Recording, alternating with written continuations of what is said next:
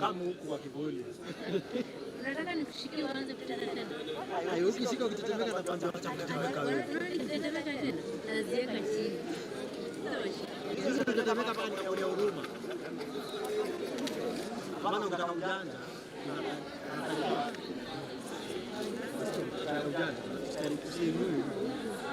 Fika. Nilikuwa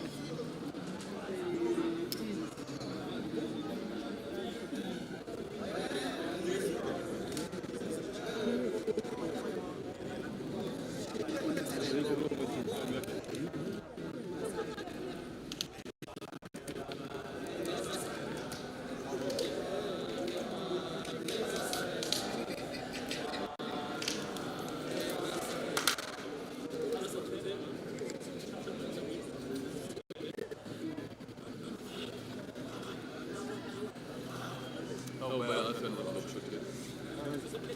So you guys coming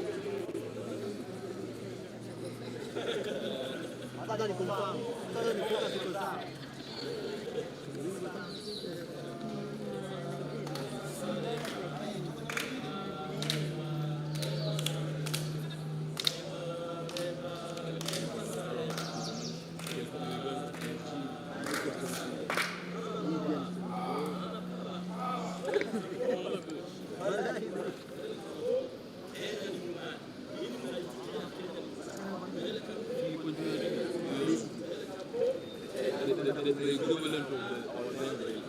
We don't have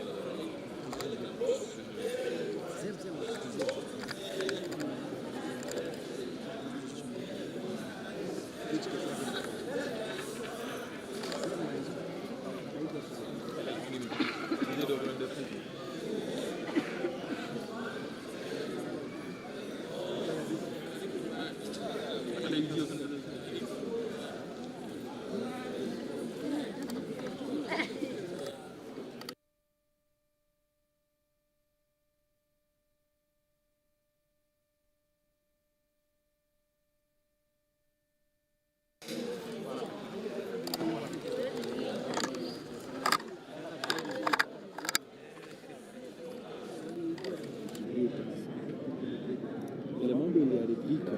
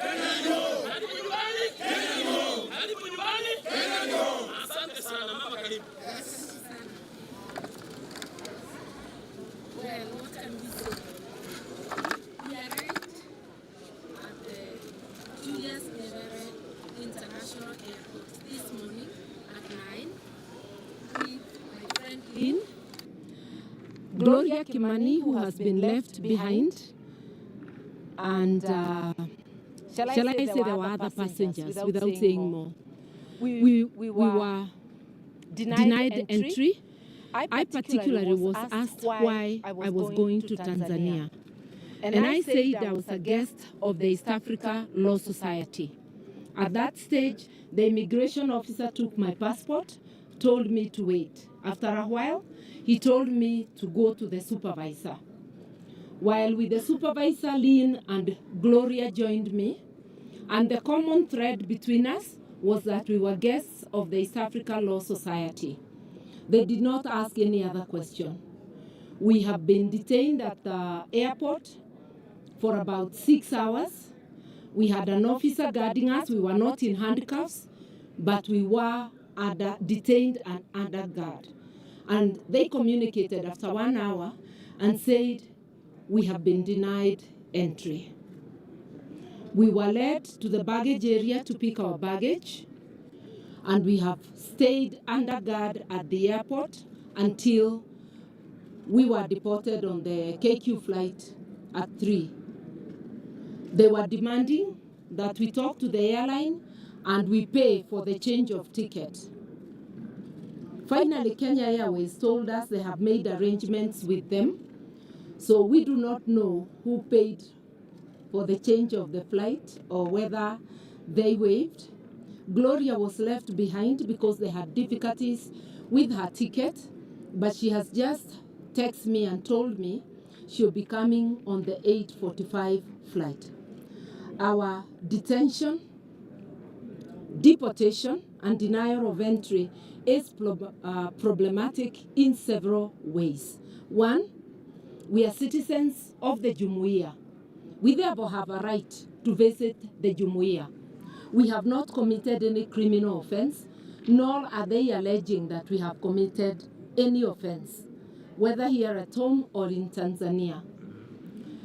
The Jumuiya is about movement of persons and ease of trade between the countries. If as citizens of Jumuiya, we can be detained arbitrarily and deported, it means that the purpose of the Jumuiya is lost. The unity of the East African states is not for the comfort of the people who are in power within the region. It is for the benefit of the citizens, for our benefit as a Jumuiya. If we can be detained and deported because they know that we are there to attend as observers the case against Tundu Lissu tomorrow, it means that they are violating the right to a fair public trial. As members of the public, we are entitled to enter the court and observe and see that the law is being followed. Our exclusion means that the CCM authorities are determined to violate the law and are not keen on according Tundu Lissu a fair trial. Tanzania will have presidential elections in October this year. The main challenger to Mama Suluhu is Tundu Lissu. So clearly, the CCM authorities and their candidate, Mama Samia, are subverting the law to lock up the main contender so that they can sail through unopposed. The reasons that Tundu Lissu was arrested is because he's leading calls of no reform, no elections. What law has he broken by asking that there be reforms in Tanzania? And if indeed he has broken the law, why do they fear observers going to watch the trial and see that it's free and fair? My call to the government of Tanzania and to Mama Samia Suluhu: drop the charges against Tundu Lissu. Stop chasing around shadows. As observers, we have nothing to do with what is happening. Let the people of Tanzania choose a leader, accept the reforms, and accept the rule of law. And I want to remind Mama Samia and the CCM government that the East Africa Treaty obliges all the states to follow the rule of law. Following the rule of law means according Tundu Lissu a fair and impartial trial, public trial, and therefore admitting observers like ourselves. I also want to plead with Mama Samia to direct her attention to the brutal arrest of an activist, Mdude, Nyangali Mdude, who was arrested 100 days ago in a very bloody arrest. If you see those videos, a lot of blood in his house as he was being arrested. He has not been heard of since. Like Kenya does, Tanzanian authorities are denying that they do not know where Mdude is. Who else would arrest somebody from their house violently, shedding blood? And if it's not the CCM authorities, what have they done about it in 100 days? They would by now have known who has arrested him. Kindly, Mama Samia, with respect, let the whereabouts of Mdude be known to his family. Let him be released, and let democracy reign in Tanzania. It was very ironical for us to be detained at Mwalimu Julius Nyerere International Airport. You know, Tanzania was the refuge for all people in Africa, not just in East Africa, who are fleeing authoritarian regime. The ANC of South Africa was hiding in Tanzania and many others, the Frelimo.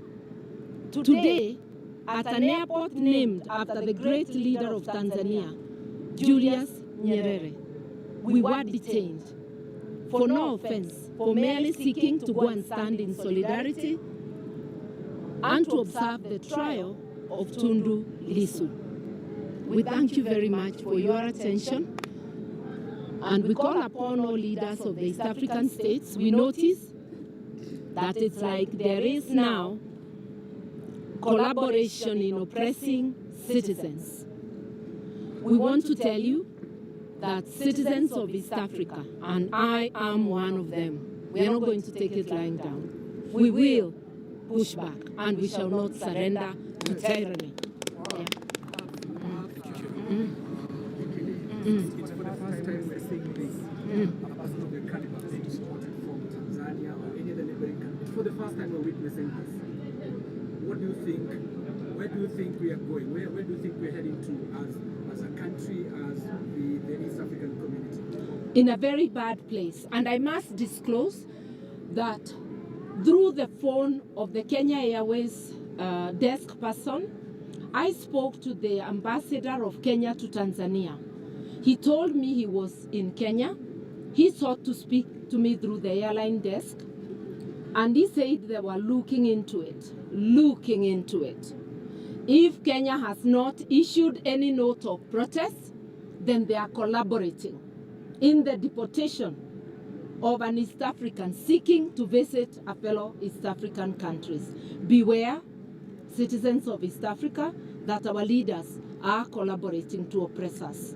Is it also an indication that opposition leaders from these other countries will not be allowed to Tanzania? Is it an indication? It's a bad start. You will recall that last year, in November, a leading opposition figure in Uganda, Dr. Kizza Besigye and Obed Lutale, were abducted from Kenya. Abducted by Kenyan security agencies and Ugandan security agencies. I say so because it is the Ugandans that renditioned him back, but in collaboration with the Kenyans who assisted in the arrest. He is like Tundu Lissu now facing treason charges after the military court was discontinued by the Ugandan Supreme Court. You can see similarity. Uganda general elections are in January next year. You can see similarities. The threats that another very senior and leading opposition figure in Uganda, Bobi Wine and his party, are facing daily abductions of their members, threats by senior figures in the country. It doesn't augur well. And what of the abductions in Kenya? Abductions of both our citizens and foreigners legally in Kenya, like Dr. Besigye, like the refugees from Turkey, like businessmen from Ethiopia. Abductions everywhere. And in Kenya, those abducted don't always return home. Some turn up dead. Others turn up after a long period of torture. We are still looking for where the Mlolongo, 2 of the Mlolongo 4 are. It is a very sad time for East Africa, and it is up to us as citizens to say no to oppression. Asanteni sana. Twashukuru. Thank you so much.